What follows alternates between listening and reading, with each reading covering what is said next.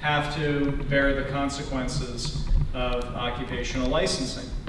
And licensing, I think, relative to other labor market institutions like the minimum wage or like unionization, does not receive the same amount of attention. It's been growing, and I'm very glad to see that it's growing, but I still don't think that it quite receives its due in terms of the impact and the amount of workers that are affected by this institution. So licensing, I think it's important to clarify, is not the same thing as regulation. This is oftentimes something that I encounter and something that I made my life's work to try to make folks more aware of the fact that licensing and regulation are not the same thing. Licensing is, on the other hand, the most stringent form of regulation. It actually becomes a crime in order for you to pursue a career before meeting these state-mandated minimum requirements. There are a number of other ways that we can regulate. We can have professional certification or private certification.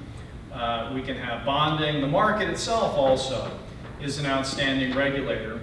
And we do use the market in a number of instances to regulate the quality of services that consumers receive. So for example, in thinking about where I'm going to go to dinner tonight, licensing doesn't touch anything with respect to the production of my meal. Wait staff are not licensed, cooks are not licensed, yet I'm going to be putting something into my mouth. I'm exposed quite a bit by this asymmetric information. I don't know as much as the chef or the wait staff in terms of their qualifications, yet somehow the market still functions, right? We have a market that is supplemented with online reviews.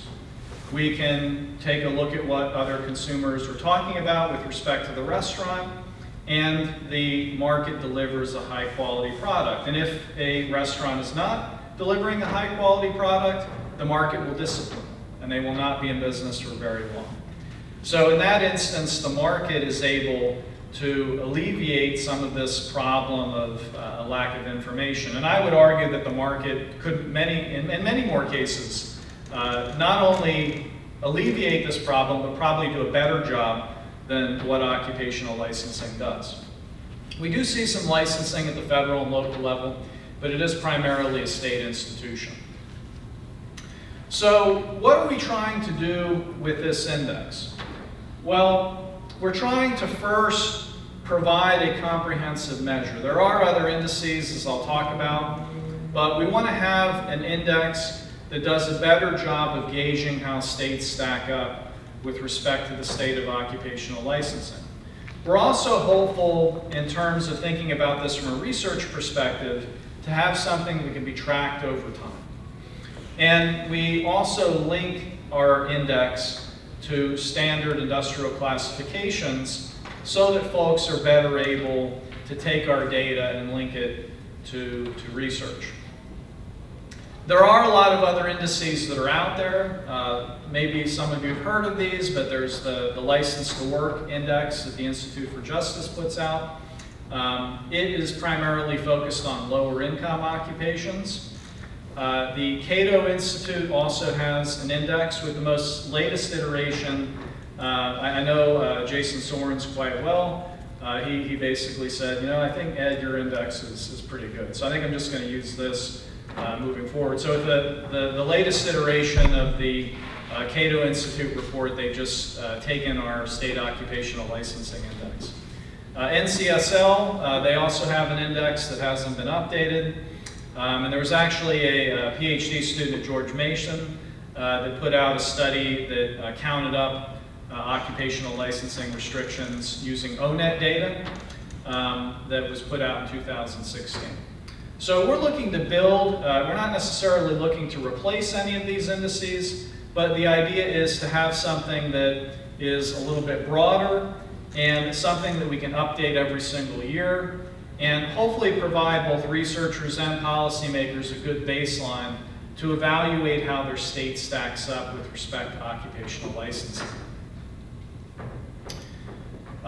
Some of the ways that the SOLI, or the State Occupational Licensing Index, differs from other reports It's broader. We have quite a few more occupations. An innovation that we added this year is we're also tracking and scoring states' universal recognition reforms. So let me take one slight step back here.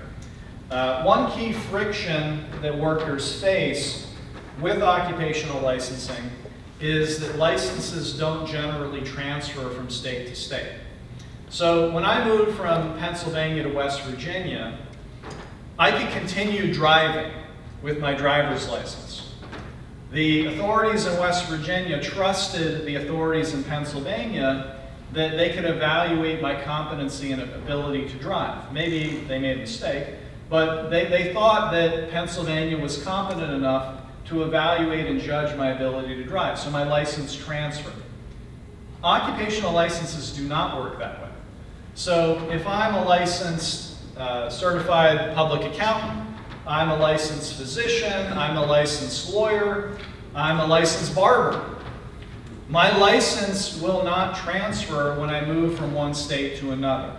I potentially might have to complete additional training, I might have to pay additional fees, I might face a significant time lag between when I move and when I'm ultimately able to begin working. So this is a really critical friction associated with occupational licensing. So a reform that has taken shape and has begun to advance now in the majority of states is something called universal recognition. What universal recognition does is it says, well, if you have a license in good standing, we'll accept your license. It's unilateral. It started in New Jersey actually back in 2015. And now there are 26 states that have passed this reform.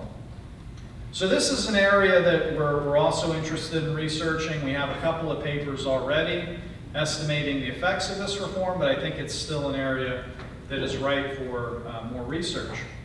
So we use a medal system to rank states on their universal recognition reform.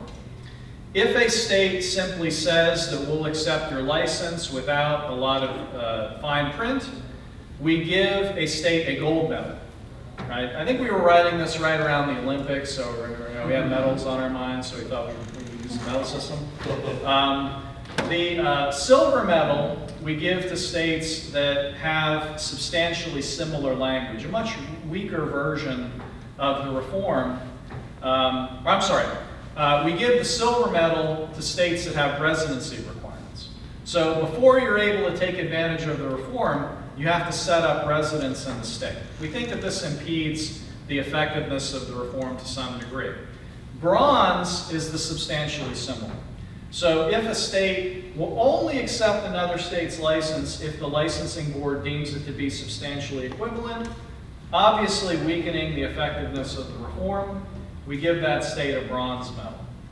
Right, so that's the classification scheme that we use. I think there's a variety of different ways that we could ultimately parse out the reform and think about ranking the reform, but in our head, this made the most sense.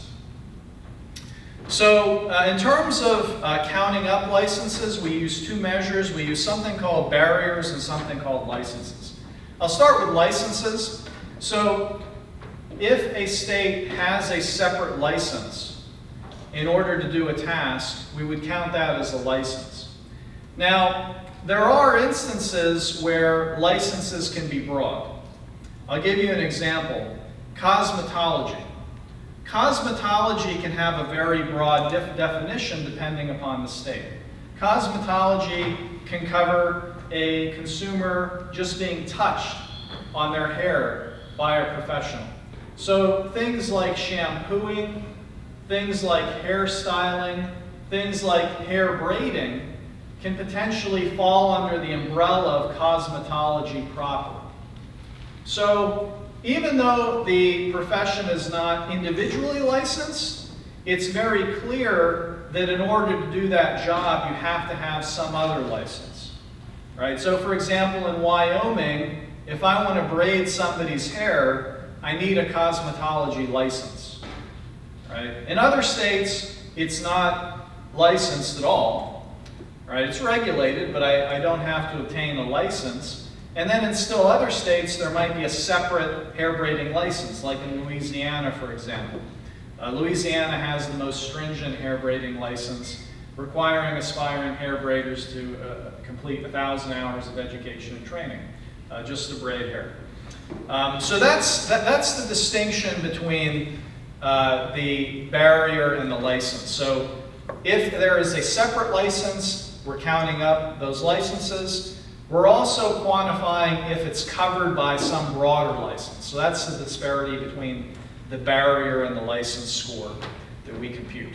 And that's also an innovation with respect to this index. So much like if you're familiar with the economic freedom literature, we're not reinventing the wheel here. This is the basic scoring mechanism that we use in order to come up with each of our scores. From a research perspective, this is likely to be the most advantageous in terms of thinking about trying to quantify licensing. From a policy perspective, not so much. They're probably just interested in the raw counts. So we have both, right? We have both thinking about the audiences for this specific report. So how do states stack up? Well, you can't really read that, but here's the top 5 and the bottom 5. So very surprising to us was that Texas came out on top. Right? We have a very distinguished Texan right at the front of the room here who's going to be speaking in a little while. Licensing is also bigger in Texas, right? In addition to everything else. So states that we wouldn't necessarily think of as having a lot of regulation relative to other states don't score so well in terms of our report. Whereas some states that generally do a bad job in other areas of regulation score pretty well in terms of the amount of occupations that we license. We also see some significant differences across regions. So we have a national average of about 174.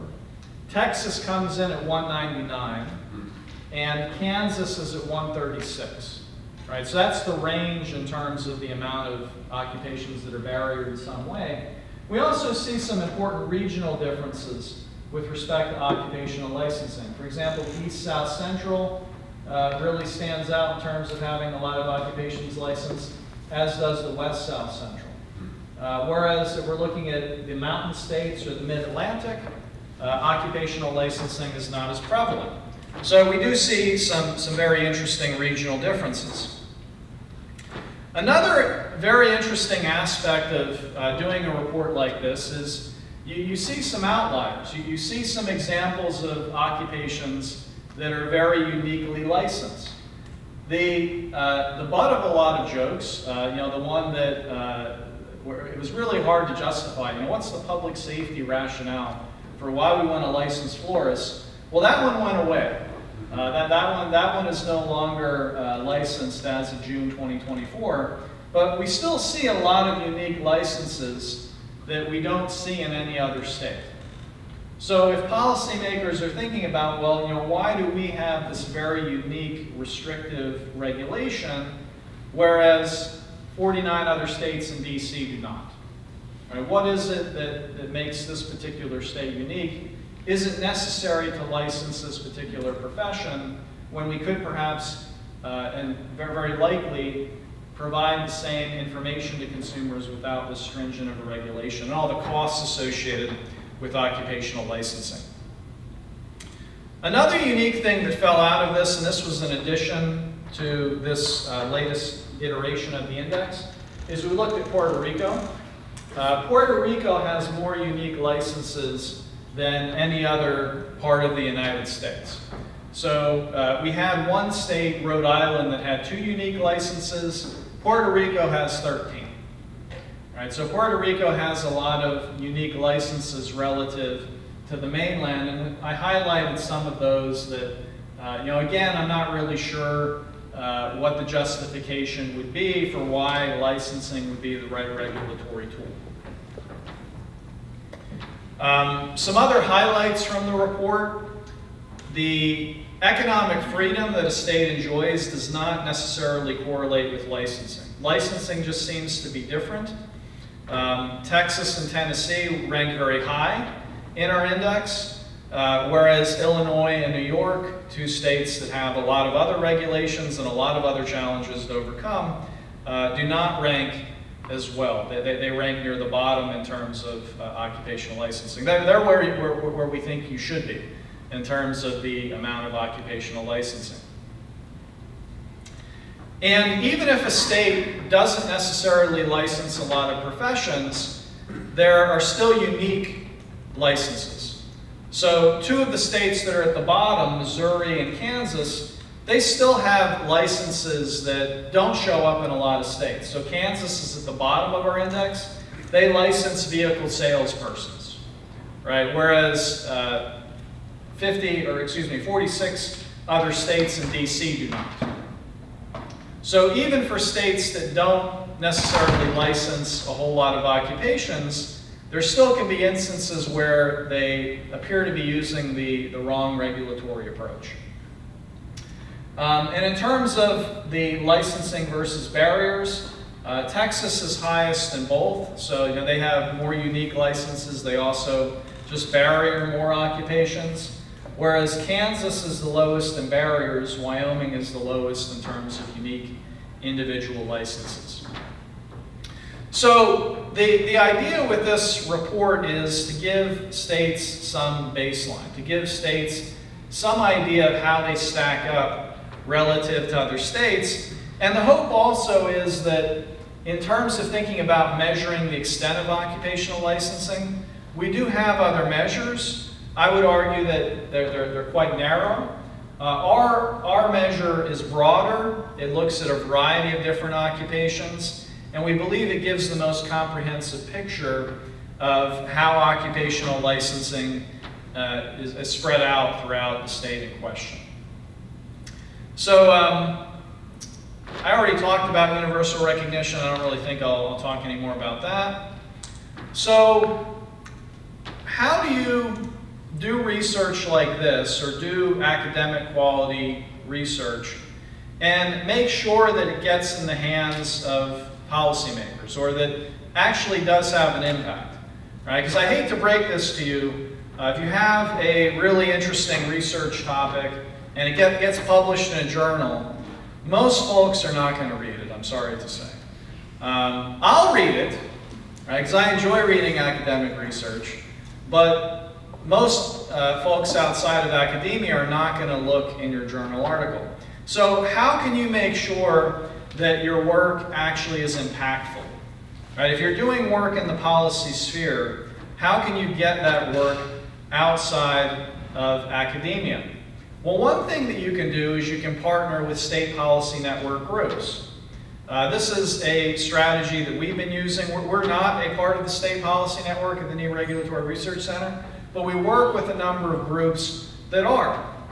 And I think getting more involved with the Institute for Humane Studies, they have a Find a Scholar program. If you're doing work that is of interest in the policy community, they can help you connect with interested individuals in the state policy network that might need a little bit more ammunition in order to inform the policy debate for whatever issue that's of interest to you, whether it be occupational licensing or housing or fiscal issues. All of these things can be broken down and taken to policymakers. Another thing that I had no idea what it was or why I'd want to do it is writing opinion pieces. Actually taking work that you've done, and I've done this on a number of occasions. I'll have a new working paper come out, or I'll have a new publication come out. I think it has important public policy considerations. I'll write an opinion piece. And with an opinion piece, you're looking to be quite brief. You're looking at 500 to 700 words, maybe a little bit more in certain outlets. But just giving a very non-technical summary of your piece. And certainly there are opportunities for you to work with state policy groups. We're looking to potentially do some workshops I'm doing at the Knee Regulatory Research Center on op-ed writing. It's something that I think can be very helpful to increase attention and increase interest in the important work that you're doing. Another thing that you could do, and again, early in my career, had no idea about this, but you can actually provide testimony. At the Knee Regulatory Research Center, we're not in favor, we're not against, we don't lobby, but we're looking to simply inform debate. So we come in neutral, and if we think that the research that we've done can be impactful in terms of thinking about a new piece of legislation, like if a state is thinking about passing universal recognition, if a state is thinking about instituting a review of occupational licensing, we can come in and we can provide the academic context. And I think it can be helpful because they're going to hear from all the licensed professionals, they're going to hear from all the folks that have a stake in the game. Whereas us as academics, we're the neutral party. We're the neutral informed party. And we can really make an important difference in terms of guiding that debate. We can also do briefings to legislators. I was just in Parkersburg, West Virginia this Sunday, talking to a group of legislators about universal recognition and optometrist scope of practice. So again, I think highlighting the research, making sure that research reaches the individuals that most benefit from it. That's exactly what you can do with this sort of opportunity. And then lastly, something that I don't really know a whole lot about, but thankfully I have folks on my team that do. You can use social media. You can use social media to highlight the impact. I'm reasonably qualified to use LinkedIn. LinkedIn's like my social media of choice. But outside of that, Facebook, Twitter, I know nothing of those, right? There was a lot of memes about Donald Trump. I know nothing about this, I know nothing. But anyway, so social media is another avenue for you to try to get the word out about your academic research. So I think that's about time for me. I'm happy to answer any questions.